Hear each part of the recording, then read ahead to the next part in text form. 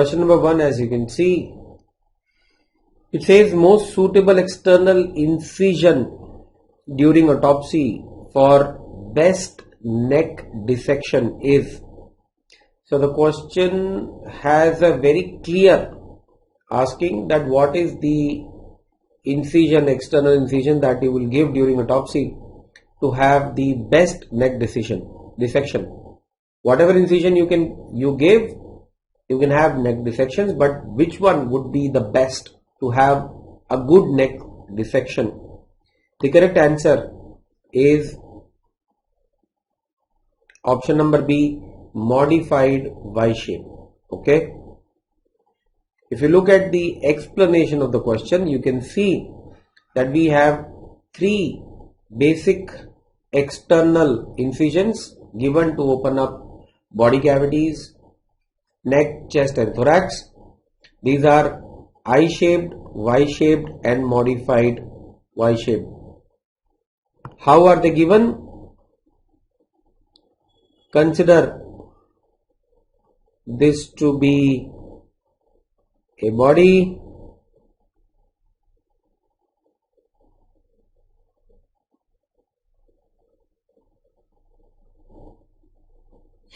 and let's say we need to open up the three body cavities. The first incision is called as the I-shaped incision. The I-shaped incision is given from chin in a straight line extending downwards till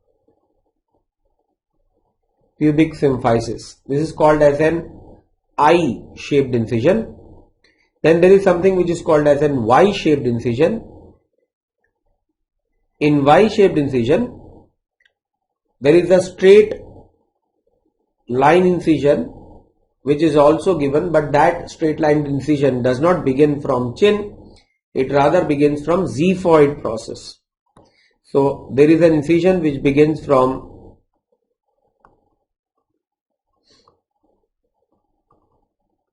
xiphoid, it goes down in a straight line till pubic symphysis, and then there are two segments, curvilinear kind of incisions, which goes from xiphoid on left and right side respectively, ending in the axillary fold. Okay, this is called as an Y-shaped incision.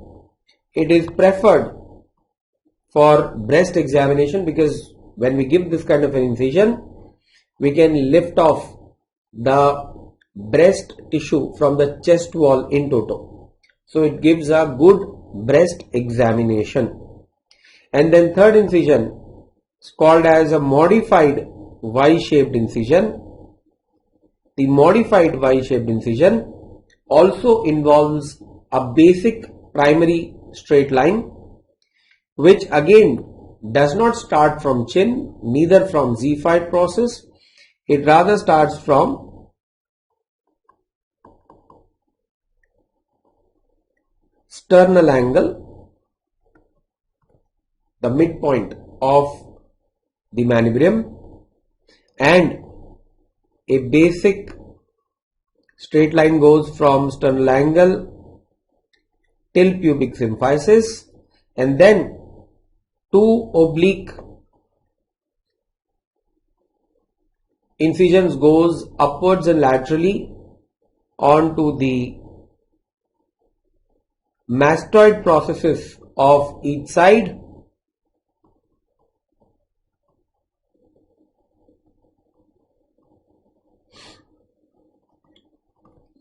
thus creating a triangular neck flap in the center. Okay, this is considered best for neck dissections. This is called as modified Y-shaped incision.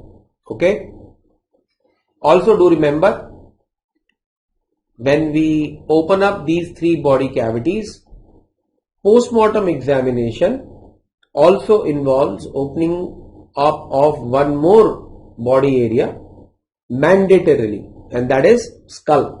Okay, There are two very important techniques of opening infant skull.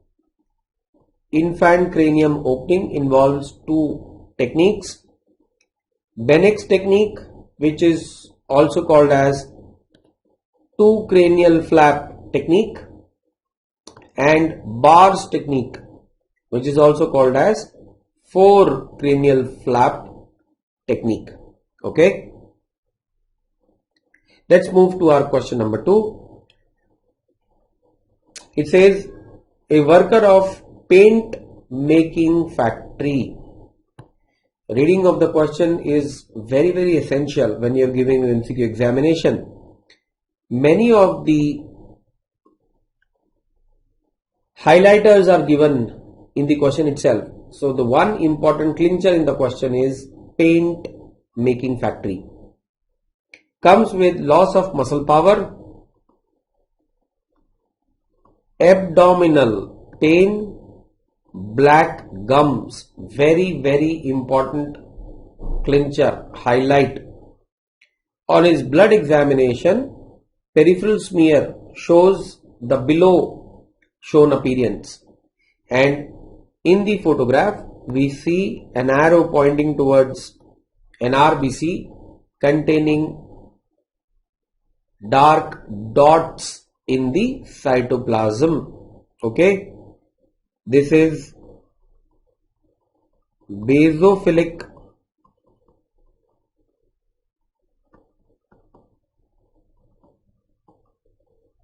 stippled appearance of an RBC. Okay, now the question is, this person is at a high risk of developing which complication? So as we read the question, we understand the question is pointing towards a very important chronic poisoning, that is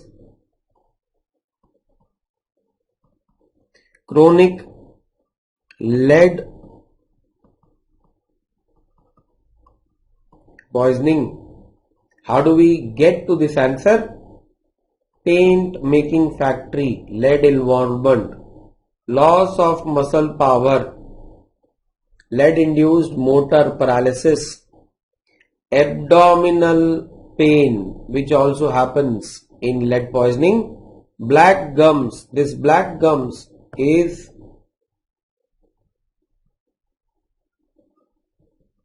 Burtonian lines.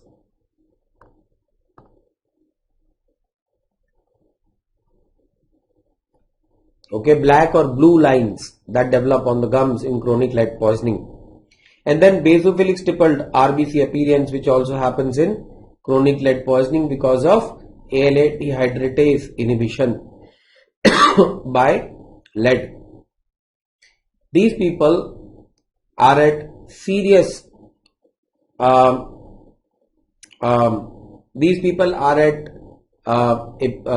serious stage where they can develop another important complication due to lead, which is sterility.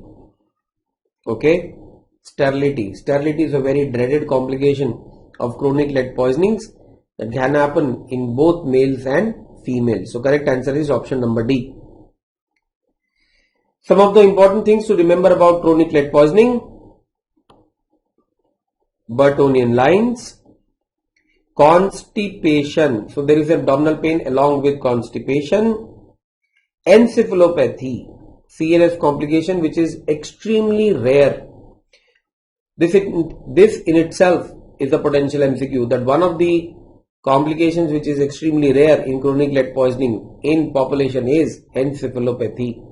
Okay, it's a very, very rare complication seen in adult population only, almost non-existing in pediatric population. Basophilic stippling of RBC cytoplasm due to ALA dehydratase inhibition, motor paralysis, amenorrhea and dysmenorrhea in females, and sterility, which can happen in both the sexes. That was our answer. Question number 3.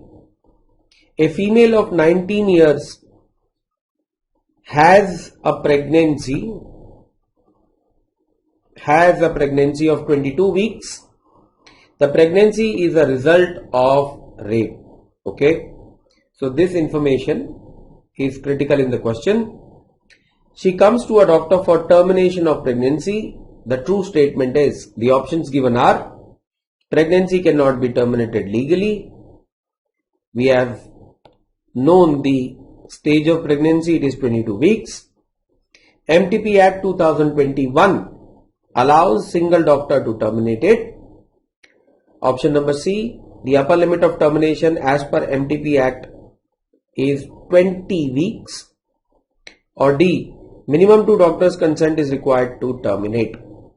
So the thing here is the knowledge about MTP Act. Remember,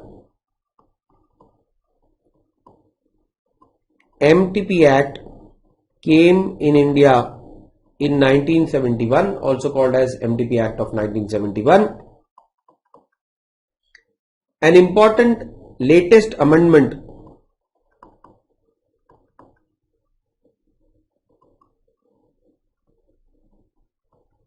were included, and now this act is called as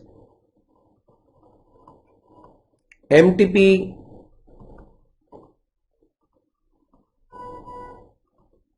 Amendment Act 2021. Okay, so let us see what are some important inclusions in the latest Amendment Act. Upper limit for termination of pregnancy now has been increased to 24 weeks. In 1971, original MTP Act, the upper limit was 20 weeks. Okay, now it is 24 weeks. Up to 20 weeks, a single doctor can do it. In the original act, up to 12 weeks, a single doctor could do it. Now, up to 20 weeks, a single doctor can do it. 20 to 24 weeks, consent of minimum 2 doctors are required. Okay. Beyond 24 weeks, the termination of pregnancy can still be done if a medical board recommends that the fetus which is developing inside the female's uterus is suffering from a serious physical or mental abnormality. This medical board, which is constituted to determine whether the fetus may be suffering from a physical or a severe mental deformity, has to comprise of a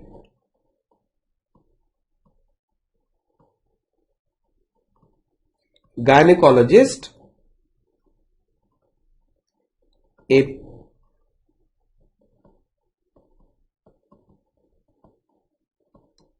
pediatrician, and a radiologist or a sonographist. So the medical board which has to take that decision has to be comprising of these 3 doctors, and if a medical board decides that the developing fetus has a serious complication of having a physical or a mental deformity, then gestational age would not be a problem. So if we come back to our question, the correct answer would be option number D. That if a female of 22 weeks of pregnancy, the pregnancy has been a result of rape, has come for MTP, as per the amended law, 2 doctors' consent would be required, and then the pregnancy can be terminated. Okay, let's move to question number 4. Regarding poisoning with datura, the correct statement is, and there are 4 statements given in the question. The first is seeds are most poisonous. So out of all the datura plant, the most toxic portion of the seed plant is seed itself. So it's a true statement. Active principle is dhaduramine. It's a false statement. Active principle is hyoscine or atropine.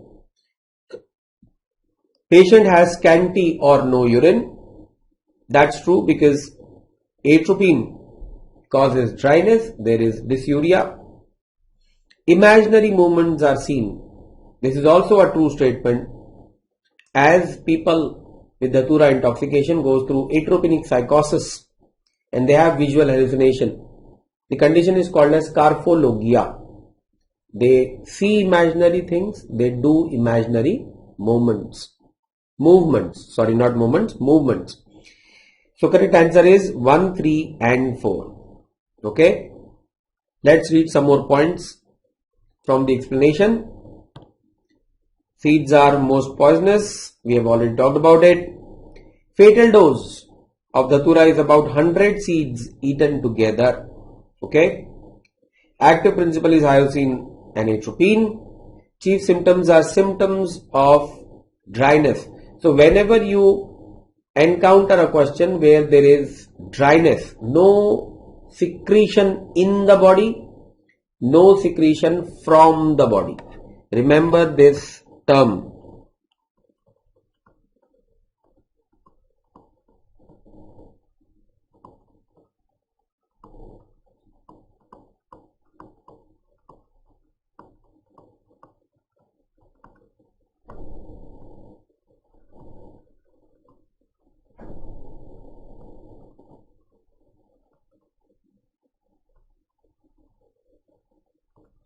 Now when there is no secretion in the body, there will be no saliva, because of which there will be difficulty in speaking, difficulty in deglutition, difficulty in respiration.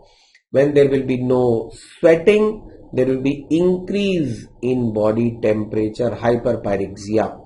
No secretion from the body, no diarrhea, no urinary passage. Okay. And then carphologia, also called as atropinic psychosis, imaginary actions done by the patient. We have already talked about it. Treatment is physostigmine. Physostigmine is the antidote. Okay. Let's move to question number 5, the last question of the segment. All types of artificial insemination except. There are 4 options: AIH, AID, AIP, AIM. So out of them, 3 are types of artificial insemination. 1 is not a type of artificial insemination, and the correct answer is AIM.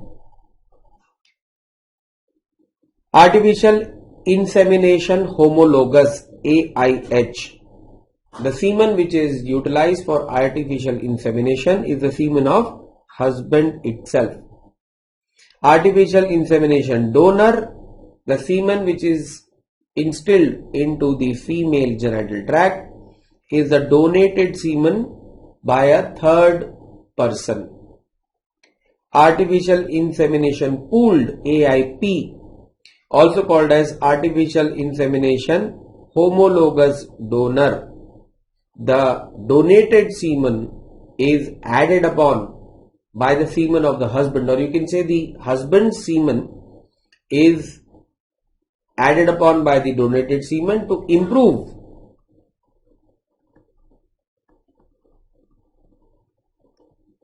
the quality